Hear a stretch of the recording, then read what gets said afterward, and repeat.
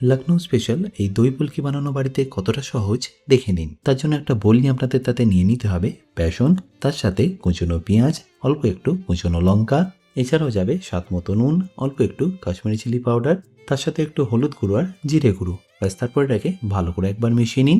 আচ্ছা, এখানে হাফ চা চামচ মতো বেকিং সোডাও অ্যাড করে দেবেন। তারপর অল্প অল্প করে জল দিয়ে এটাকে ততক্ষণ মিশিয়ে নিন যতক্ষণের কালারটা একটু চেঞ্জ হয়ে যাচ্ছে। নিশ্চয়ই বুঝতে পারছেন বেসনের কালারটা কিন্তু আগের থেকে এখন বেশ অনেকটাই হালকা হয়ে গেছে। আচ্ছা, এবার একটা পেস্ট আপনাদের করে নিতে হবে।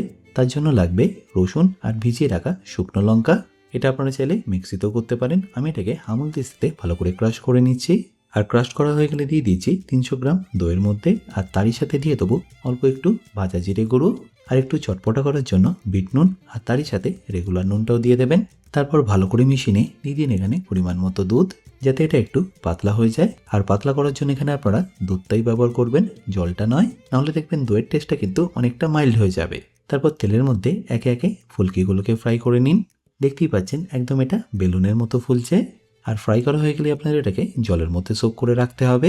আর তার আগে জলে একটু মিশিয়ে নিতে হবে চিনি আর নুন, তারই সাথে গার্নিশের জন্য কাঁচা লঙ্কা, ধনে পাতাও। এবার যখনই এটা ভালো করে সোক হয়ে যাবে তারপর এক্সেস জলটা ফেলে নিয়ে এটাকে মিশিয়ে দিন দইয়ের মধ্যে।